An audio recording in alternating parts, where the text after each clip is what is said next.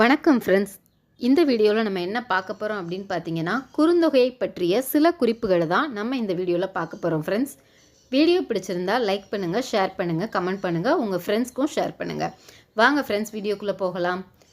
Number 1, 8 தொகை நூல்களில் ஒன்று.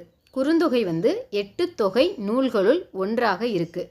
சங்ககால இலக்கியங்களில் ஒன்றான 8 தொகை நூல்களில் குறுந்தொகையும் ஒரு நூல். இந்த குறுந்தொகையில் அகத்திணை சார்ந்த 401 பாடல்கள் இருக்குது. இந்த குறுந்தொகை நூலில் அகத்திணையை சார்ந்த 401 பாடல்கள் இருக்கின்றது.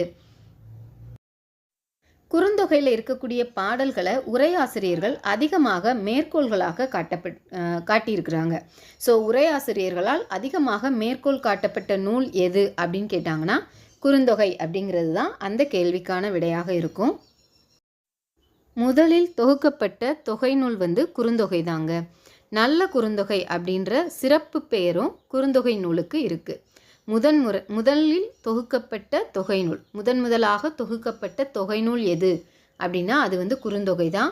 குறுந்தொகை எவ்வாறு சிறப்பிக்கப்படுகிறது அப்படின்னா, நல்ல குறுந்தொகை அப்படிங்கிற பெயரால் சிறப்பிக்கப்படுகின்றது அப்படிங்கிறத சொல்லியிருக்கிறாங்க.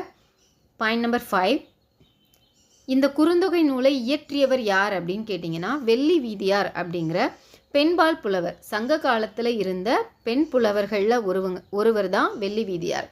இந்த குறுந்தொகையை தொகுத்தவர் யார் அப்படின்னா, பூரிக்கோ அப்படிங்கிறவர் தான் குறுந்தொகை நூலை தொகுத்திருக்காரு.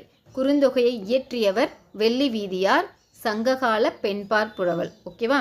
தொகுத்தவர் பூரிக்கோ அப்படிங்கிறவர்.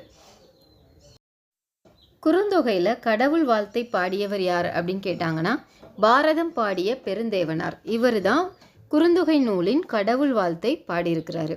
குறுந்தொகையை பற்றிய சில விவரங்களை நம்ம தெரிஞ்சுக்கிட்டோம். இதே மாதிரி இன்னும் சில தகவல்களோட இன்னொரு வீடியோவில் சந்திப்போம். நன்றி.